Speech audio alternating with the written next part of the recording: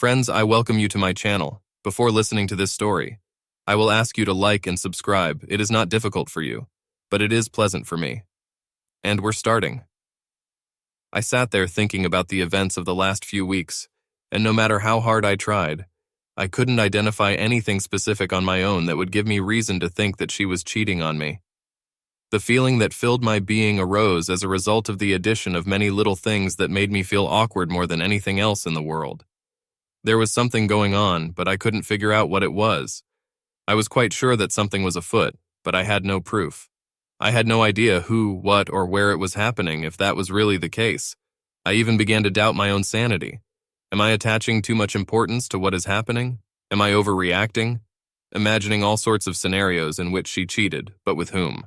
I had no idea, but still my insides were knotted. I felt rather than knew that something was going on. Maybe this was the very beginning of the affair? Maybe a one-off? The more I tormented myself with thoughts and fantasies, the more confident I became in a strange way. I've been thinking like this for what seemed like weeks, but how long did it take before I even slightly realized that something was wrong? I took another sip of my JD. The ice tinkled in my glass, telling me it was time to pour more.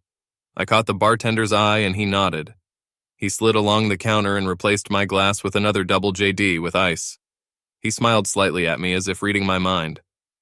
He had seen that look many times before. There was support and at the same time sympathy in his gaze as he recognized the pained look in my eyes. The sweet taste of JD warmed my mouth and throat as I took another sip. I have to calm down, I decided, looking around the bar and noticing a handful of other drinkers. It was quiet.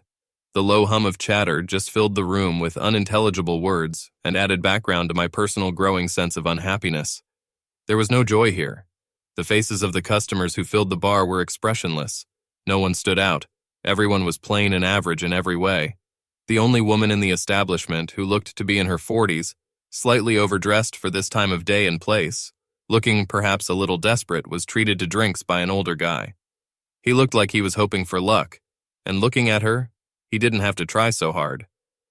I thought she already had his number. The other souls seemed to be just passing the time, while it was raining outside and spoiling the mood even more, and soon each of them would run out of reasons to stay in the sanctity of the bar and go home. I still haven't decided what I'm going to do. So what's the story? I turned in the direction of the voice. She looked at me and her eyes penetrated deep into my soul. It seemed to me that I opened my mouth to speak, but I couldn't utter a word. She was standing in a dimly lit bar, dripping water as she began to take off her coat. What are you doing here, Sammy? I was worried about you, and I had the idea that I would find you here. So I'm here. Do you want to talk? I looked at her and my mind was trying to regain some kind of balance as I looked at her. Are you worried about me? Why? What do you mean? I looked at her, trying to figure out what she was thinking. Worried if she was trying to trap me in some way. Can I trust her? I took a sip from my JD and ordered her a vodka and Coke, which the bartender served with some style, smiling at the sight of Sammy. She caught his eye as he served her, smiling one of his sweet butter-won't-melt smiles as his gaze slid over her full breasts protruding under her tight blouse. Sammy waited for the bartender to leave before saying anything else. Her eyes were wary as we looked at each other uncertainly, fighting for position and advantage. Well, it's all to do with the way you've been acting lately. You look like you have the cares of the whole world on your shoulders. Don't you want to just tell me what the hell is going on? I looked into her brown eyes for a moment before looking away. She always knew how to read me like an open book. That was what I always liked about her. We got along. We seemed to understand each other in some way, too. We had arguments, but we never quarreled about anything. We've always been straight and honest with each other. Well, up to a certain point. What remained unsaid was simply understood. Sammy, I'm fine and we're fine. You really have nothing to worry about. I looked at her as she took in my words. I could see she wasn't buying it. My heart sank and I tried to brush it off, but I could see that it wouldn't go away. Sammy took a slow sip from her glass and looked right into my soul again. God, that's it, I thought. She put the glass down on the table in front of her, then clasped her fingers together and leaned forward slightly towards me. I know. What? I know what's going on. I don't understand what you mean. I tried to bluff. For God's sake, Steve, I know. So let's be honest with each other and stop messing around. The bartender caught the last few words, and his head turned just enough to try to catch more of what he assumed was going to be something spicy. Let's sit in one of the booths? In my opinion, this is too public. I saw the disappointed look on the bartender's face as we got up and walked across the counter into one of the side booths. We sat across from each other like prize boxers waiting for the other to strike. Okay, so what do you think you know? I fought in the tournament. Nice try, Steve. You know you can't lie to me. We've known each other too long, and I know, so tell me about it. You know you need to talk to someone, so spit it out. I've known Sammy since I was 17. She was always there for me, and at one time was kind of in love with me when I started dating her sister, Claire. Claire was 3 years older, and we started dating when we were both 20. Sammy and I have always gotten along, much to the annoyance of her older sister. They were as different as chalk and cheese in many ways, but their character was common, which testified to the numerous quarrels between the sisters over the years. 2 years later, we got married and found what I thought was an idyllic future. We both worked decent jobs and earned enough to at least make life comfortable. My sister-in-law Sammy had fun in her late teens and early 20s, and now, at the age of 25, she was looking for something more adult. I felt that she had already sowed all her wild oats and turned into someone whom, in my opinion, any guy would be lucky to get close to. Claire and I have been married for 5 years. Well, in a month we will turn 5, when our anniversary comes. That's if we go that far, I thought. Sammy is a very attractive woman, and someone I considered a friend as well as my sister-in-law. I looked at her and my eyes started to fill with tears as I searched for words to explain how I felt, but still her words. I know sounded loud and clear in my head. She reached across the table and her fingers stroked mine before squeezing them tightly, as a sign of support, and even more when I felt my heart slowly break. Okay, Steve, if you won't tell me, then I'll tell you. She's cheating on you. I think you know that. I know, of course. What are you going to do about it now? My eyes widened when I heard those words, but I still refused to understand as I stubbornly tried to figure out what I knew and what it meant. I didn't want to hear anymore. In my opinion, if I hadn't really known, then this couldn't have happened, and then it wouldn't have hurt me. I wouldn't have to deal with it either. Sammy looked at me. She saw the glazed look I gave her. Was it shock or denial? Steve, I love you dearly, but for God's sake, wake up. I'm sure it's some kind of misunderstanding or something. I tried to slip her under my arm, and also tried to mislead myself even more. Sammy's eyes suddenly flashed with rage. She reached out and hit me in the face, damn hard. The bartender looked at me and stopped wiping the glass he was holding in his hand. Is everything all right there? I raised my hand. Yes, of course, there is no problem here. I put my hand to my cheek. The heat of the slap made it burn, and I was sure that Sammy's perfect handprint was there too. I'm sorry, Steve, but you infuriate me sometimes. You know how much I care about you, and I can't bear to see you get hurt like this, so be wise and courageous. This is happening, and we need to do something about it. I swallowed, rubbing my cheek, and the gravity of my situation began to sink in as the pain of her slap pierced my brain. Okay, I'll start. I'm sure you at least suspect something, but I'm going to continue anyway. A few weeks ago, I was with her when she got a call on her cell phone. She left the room to answer, which was a strange thing to do, wasn't it? We're sisters, damn it. What could she be hiding from me? I nodded, fearing the worst, but as I sipped my JD, she continued. I just thought it was weird, so when I got the chance, I checked her phone. She's so trusting. There is no lock code on it. The call was from a guy who was in contact with her and introduced himself as Robert. I didn't know about any Robert or Bob, but I thought I'd keep an eye out for any repetition. So who was this guy, Robert or Bob? I asked, trying to rack my brain for any information about this name. I actually found out who he was about a week later. This is a guy she knew years ago before she started dating you. Anyway, it looks like he contacted us through one of these social networks or a chat site or something like that. It looks like they've been messaging for weeks too. But I didn't know anything about it. All I knew was that there seemed to be some little things going on that somehow kept to themselves. Yes, I know, but it was all part of what they were doing. Nothing obvious, but it just seemed like everything was falling into place for them. So it's just a couple of friends texting each other, going through the old days or something like that? Yes, it looks like it. Anyway, that's how it all started. Are you saying something happened? Yes, you mean you didn't notice anything suspicious?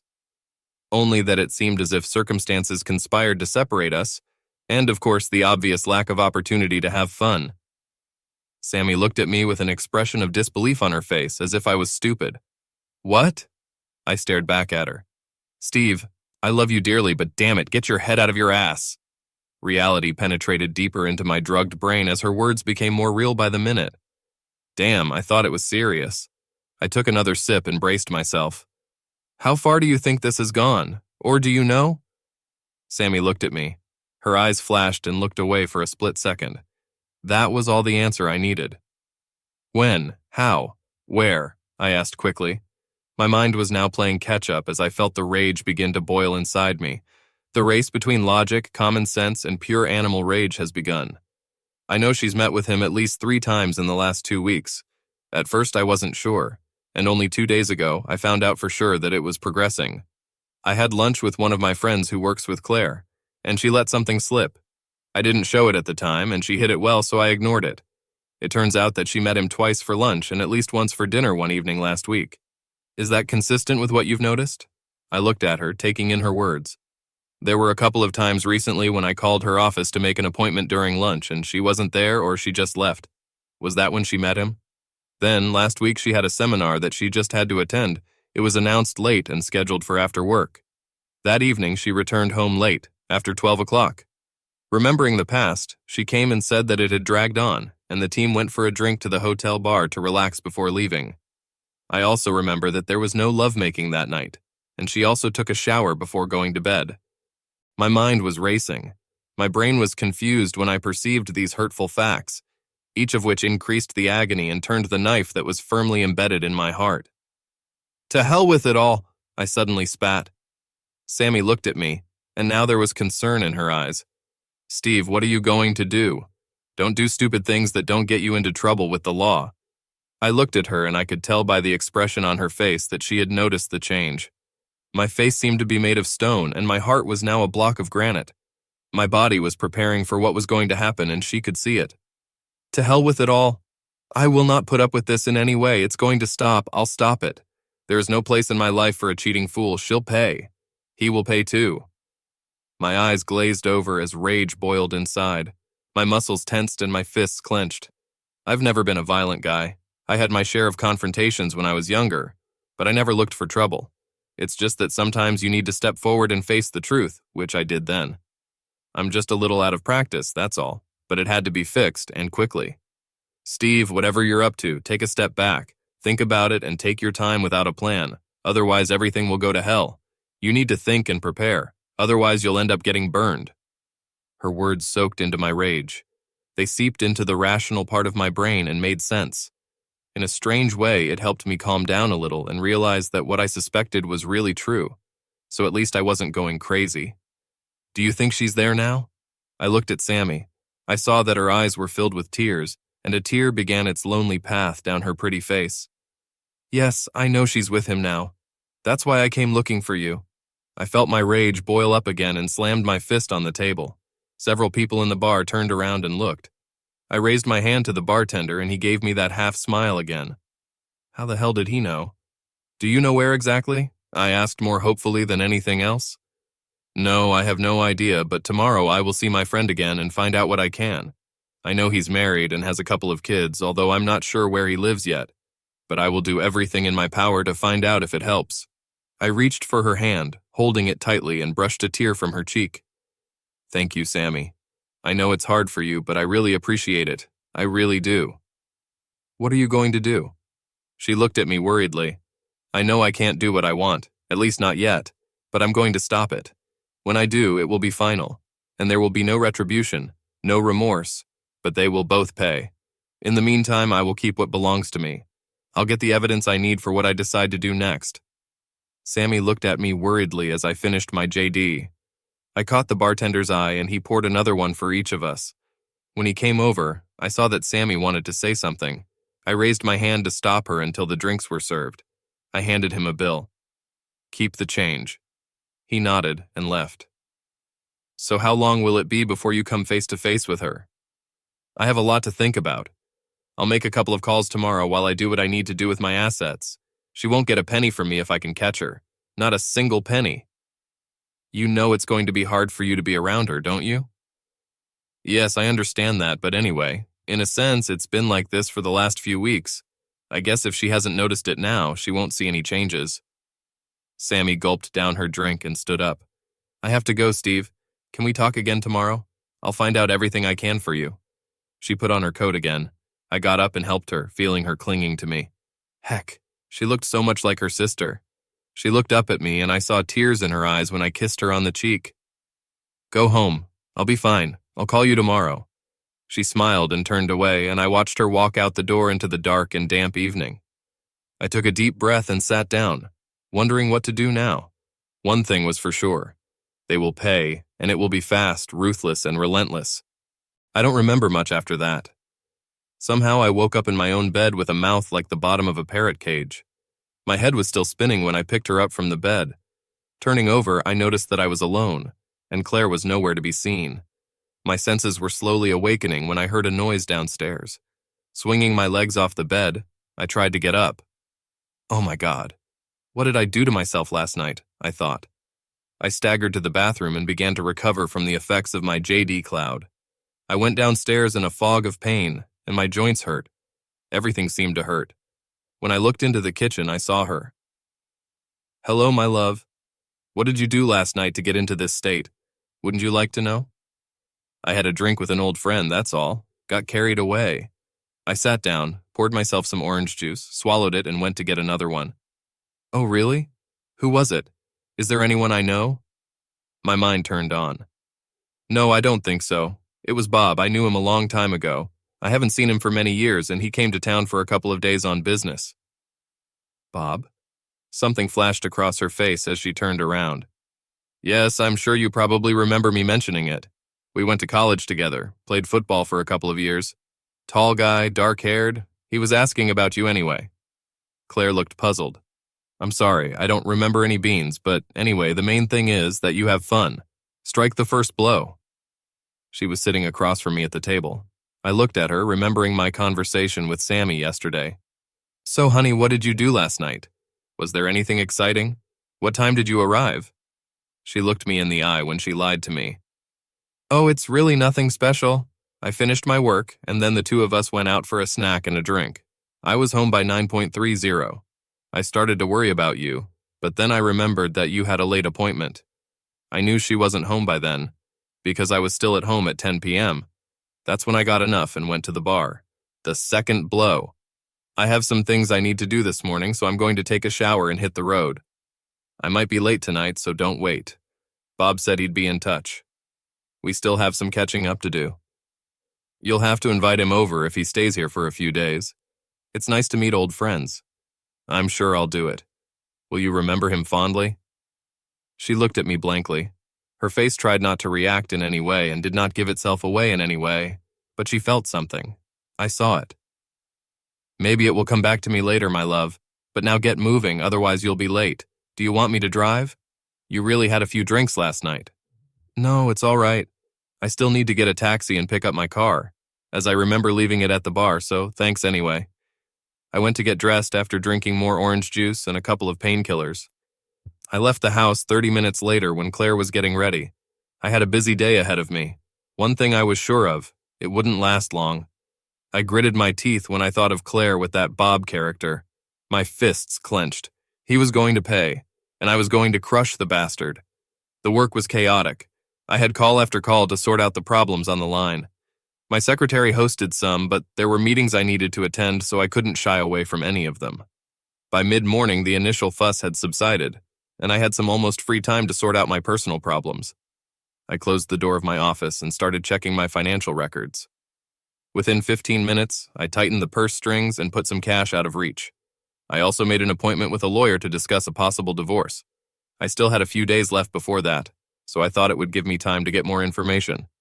Not that it would matter that much anyway, but it could give me some leverage. Claire had her own bank account and credit card, so there was nothing to do there. The problem was accessing our shared account, but I quickly closed that loophole. So if it came to that, she wouldn't be able to get more of what was left.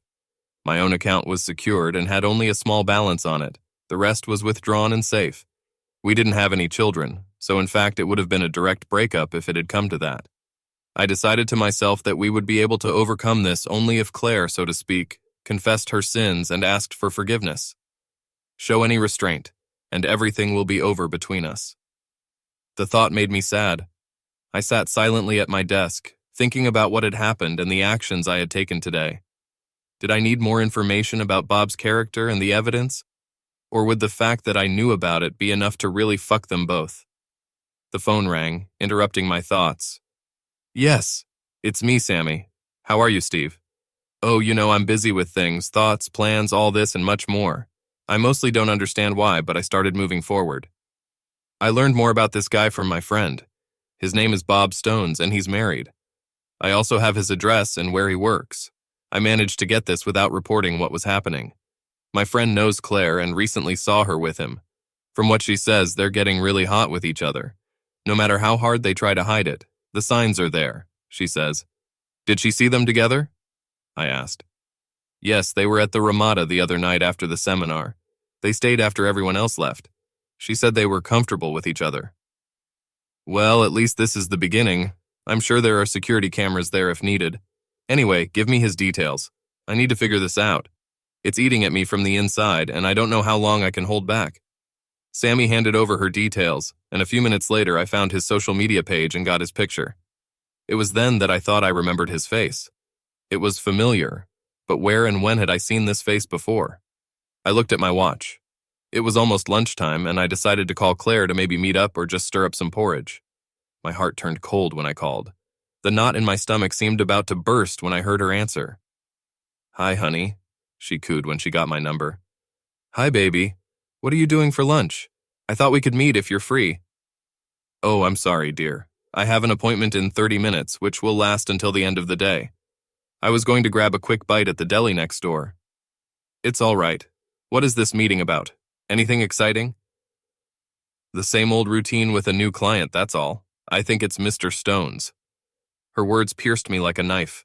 She almost poked me in the face, telling me who it was. I held my breath for a few seconds, trying to pull myself together. Honey, are you here? Her voice sounded in the earpiece. Yes, I'm here. Strike the third blow. You and Mr. fucking Stones will get yours very soon. No mercy. It's all scorched earth. Yes, my love. I'm here. Sorry, I was distracted by something I was just thinking about. Listen, I have to go. And I know you need to get ready for your meeting too, so have fun and see you later. Okay, bye. Love you. Bye. I hung up the phone. I was fuming and gritting my teeth when my secretary stuck her head in the door. Steve, I'm going to that deli down the street. Do you want me to buy you something? I thought for a moment. Yes, buy me anything. Surprise me. The main thing is that it should be large, satisfying, and with a lot of red meat inside. I feel like I want to sink my teeth into something. She looked at me strangely and nodded. When she closed the door, it seemed to her that her boss was behaving a little strangely. He had been locked up all morning, businesslike, yes, but there was something else. Something was brewing. She just knew it.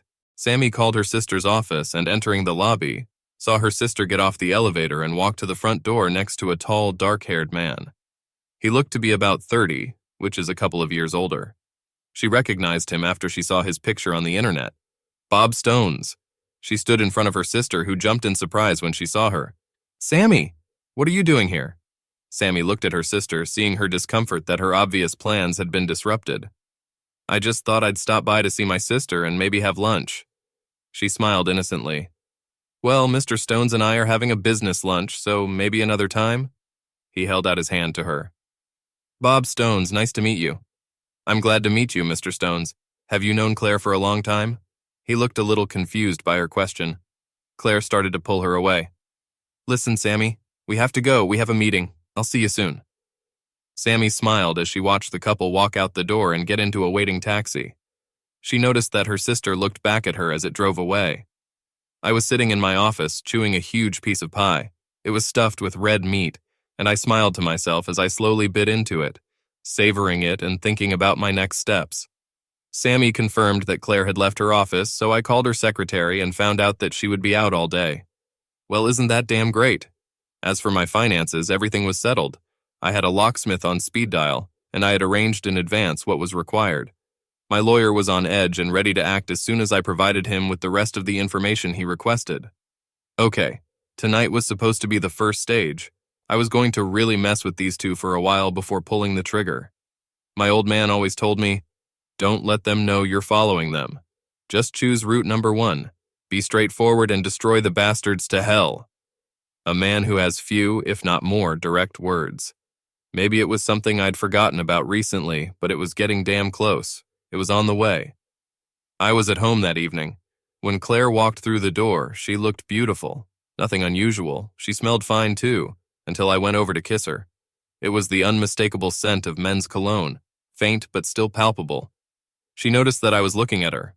I didn't say anything, kissed her lightly on the cheek and headed for the door. Where are you going? Are you okay? Yes, I'm fine. I have a problem that I need to sort out, that's all. I'm just going to drop by Jerry's. He invited me to play poker with a couple of guys from work. I thought it would be good for me. It won't be too late yet. With that, I closed the door behind me and, gritting my teeth, got into my car and slipped down the driveway. I drove to Jerry's place, pulled over at his house, and he led me through the door to his garage. Jerry and I have a long-standing relationship. He always sailed with the wind, and he had problems with the police in the past, but given his special combat training, he was the perfect friend for what I had in mind. You don't mess with a fighter in a cage. Jerry was a big guy, 190 centimeters tall and weighing 90 kilograms, solid muscles, not the kind of guy you can mess with, believe me. With a character that matched his size, he was formidable, but we had been firm friends since high school. I called Jerry earlier and he offered his help in any way, no questions asked, no matter what. I needed that kind of support. We quickly slipped into the garage and I changed into a dark jumpsuit and a matching ski mask. We were like two pantomime artists who stood and looked at each other. Not a word was spoken as we got into the nondescript used car he had procured. There was nothing remarkable about her. As we walked slowly across town to the address Sammy had given me, we still didn't say a word. We had agreed on the format in advance, so there was no need to say anything more. Jerry stopped the car at Bob Stone's house. There were no signs of life and only one light was on that we could see. We were waiting in silence when the front door opened. We saw him get out, get into his car and drive down the road. Jerry was following him at a safe distance, and we already knew where he was going, so there was no rush or panic. There were no problems with parking on the training field. We stayed in the car while Bob Stones went to get his usual 50-ball bucket. Obviously, he did it every week. It's amazing what you can find out on the internet if you know where to look. We made ourselves comfortable. The radio was on and Kenny Rogers was humming softly.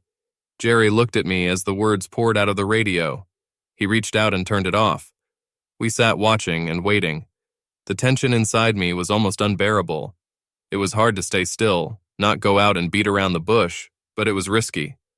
The parking lot began to empty until only a couple of other cars remained. We both tensed when we saw him heading for his car. Jerry got out of the car and stealthily headed for the target. Bob Stones was still going through the last throw of his workout when he lifted the lid of his trunk and put the clubs inside. Jerry picked him up and shoved him into the trunk along with the clubs. One well-aimed blow to the jaw was enough to silence him. Jerry's cage fighter took over, and for the next 30 seconds, Bob Stones was in severe pain in the trunk of his own car.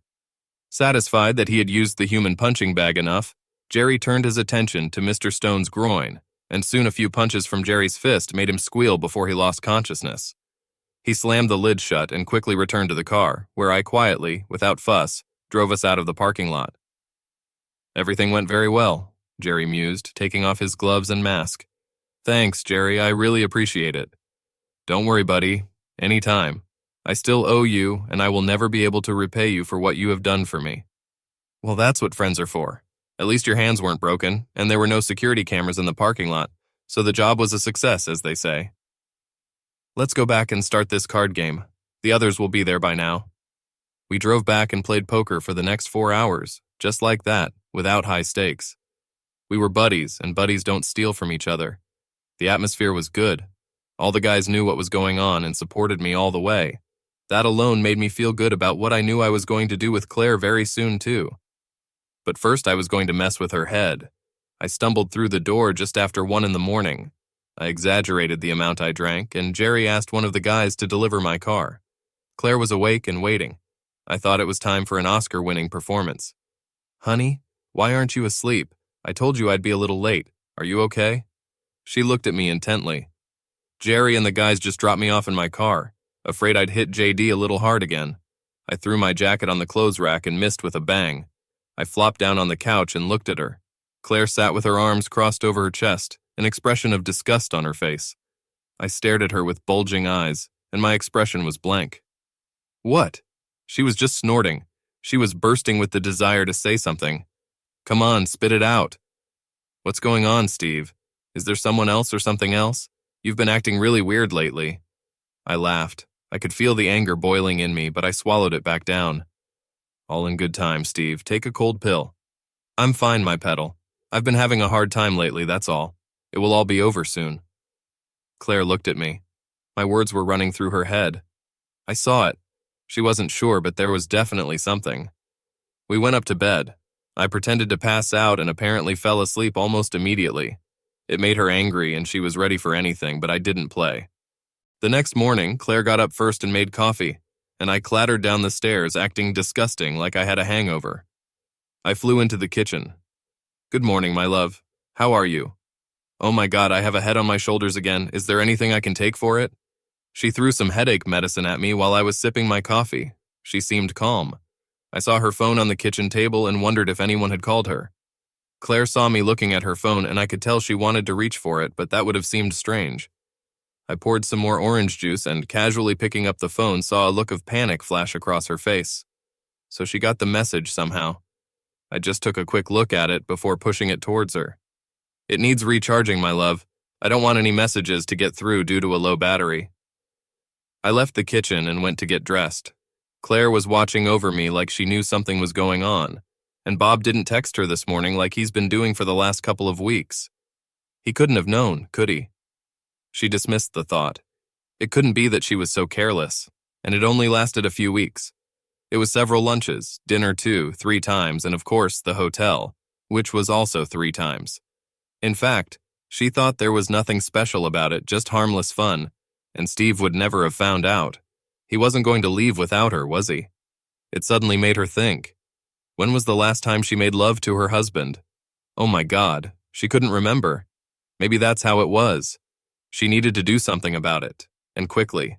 She was so engrossed in Bob that she missed what was in front of her, and the only sure thing that could arouse Steve's suspicions. I tumbled down the stairs and almost flew out the door when Claire tried in vain to grab me for a deeper kiss than usual. I didn't have any of that. I waved and smiled at her as I pulled out of the driveway and headed to work. Around 11 a.m., I thought I'd text Claire just for fun. I'm sorry about today, my love. I have a lot of thoughts, but everything will be resolved soon. I love you. Que sakes. I leaned back in my chair, waiting for something to happen. Right after lunch, Sammy called to see me. Steve, what the hell happened? What are you asking, Sammy? Bob Stones was found beaten up in the trunk of his car by one of the golf club employees earlier today. Claire told me about it. She's in shock about it. She's really shocked. I told her that these things happen sometimes these days, and it's terrible when it's someone we know, but don't make too much of it. You did it, didn't you? Oh my God.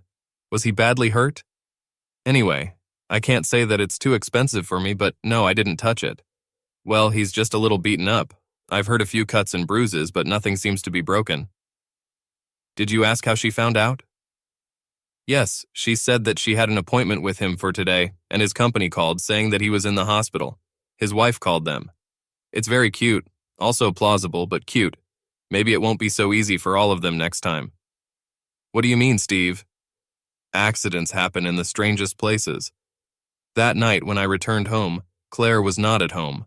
Her car wasn't there, and there was no message. I called her on the phone. Where are you, my love? I asked cheerfully. Oh, I'm in the hospital visiting a friend. I'll be back soon. I'm on my way right now. Okay, I hope she's on the mend. Anyway, I'll see you soon, sweetheart. I love you. Bye.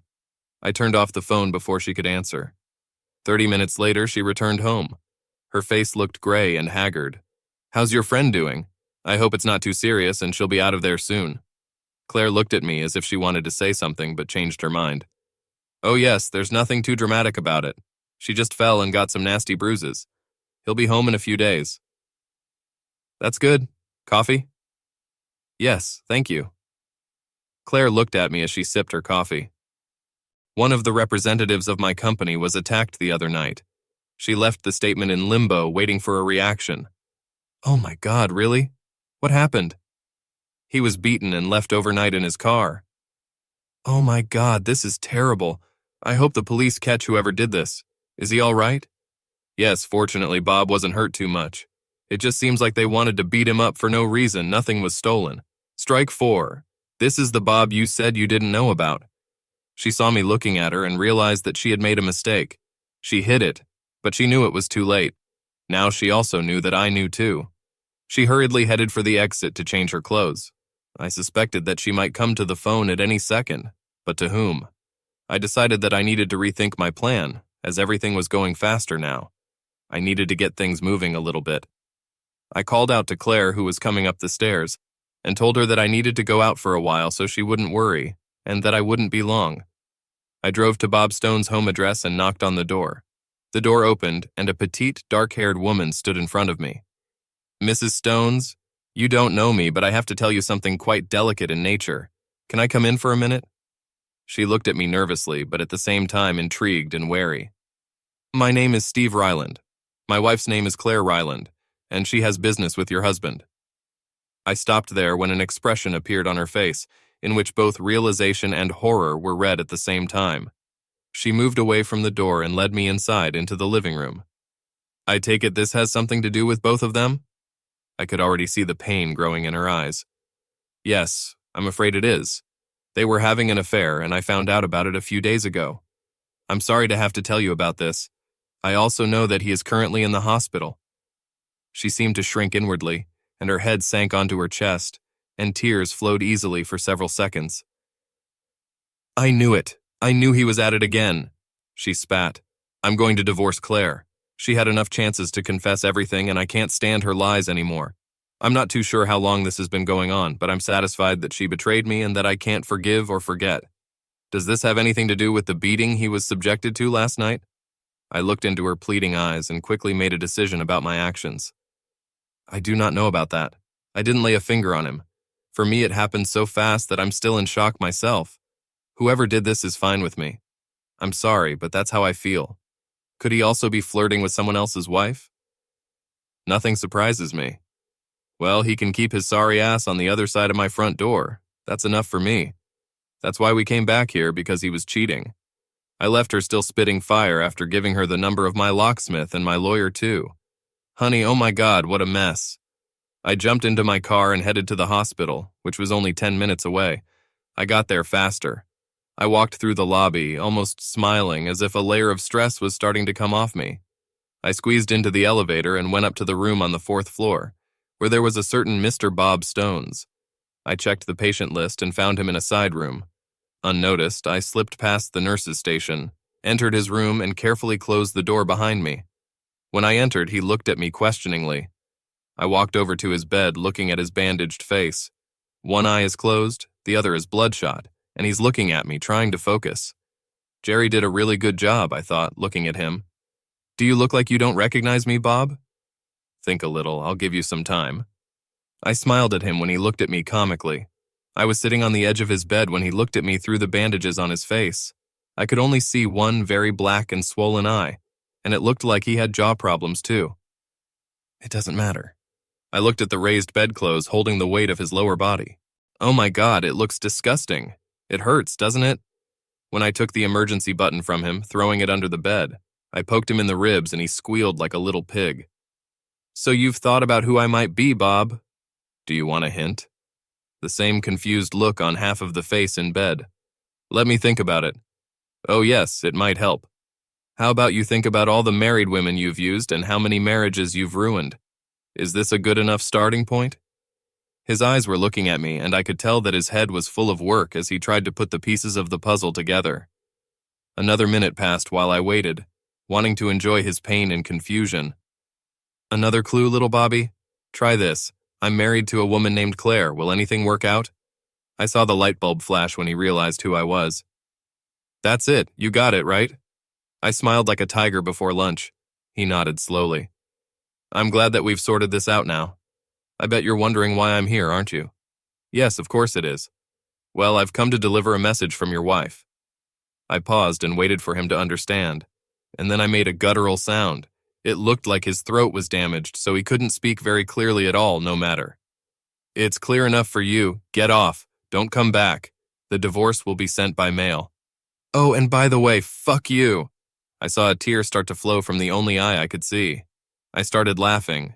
He couldn't move, and I laughed a little more. Watching him struggle, I bent over him and looked into his one eye. I'm divorcing my wife because she made love to a scumbag like you, and this is just the beginning for you, my friend. We will meet many more times, you can be sure of that. I'm going to ruin your life like you ruined mine. I'll never stop, so start running. Oh, and by the way, I didn't do that to you, just so you know. I wanted him to think about who it was. I raised my fist while he was watching and hit him hard in his one unclosed eye. I felt something crack, whatever, and then another quick kick in the balls. He screamed and then lost consciousness. I got up and left the room. Satisfied? Not in the least, but it was a start. He could be lying there knowing he'd screwed up and there was nothing he could do about it. No one saw me leave, and if they had, they would have seen a big smile on my face. I drove slowly home to sort out the other half of my problem. My inner anger was under control, because as soon as the retaliation began, it was just a plan of action that would take its course, which I will follow and enjoy for the most part.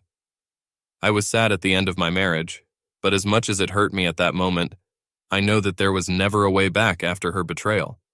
My only consolation was that the parties who had hurt me would have experienced it to a much greater extent. I don't forgive. There was a note on Bob Stone's card that we would meet again. I parked my car in the driveway of the house. Claire's car was parked where she'd left it no more than 2 hours ago, and I absently tapped on the hood as I passed her on my way to my front door. I put my key in the lock and thought this might be the last time I'd do this as a married man. My heart suddenly turned to lead as I walked inside. It was as if all the worries of the last few days had suddenly become real and incredibly heavy on my shoulders as I slowly walked towards the living room. As I approached the door, I heard the TV mumbling in the corner of the room. I stood motionless, staring at her. Claire was perched on the couch. There was fear and trepidation in her demeanor, as if she was waiting for the axe to come down. She had a feeling that something was wrong, as if the game was over, but nothing had been said yet. She was trembling with excitement, trying to stay calm, and I stood and watched her. She looked up, and I saw the fear in her eyes. Her mouth was trying to say something, but nothing came out. I entered the room and then walked past her, making myself a drink. I put my glass with a lot of JD on the ice on the coffee table between us and sat down. My eyes stared at her, absorbing her fear, and maybe I caught a glimpse of defiance too. I didn't say anything as I reached for my drink and took a slow sip.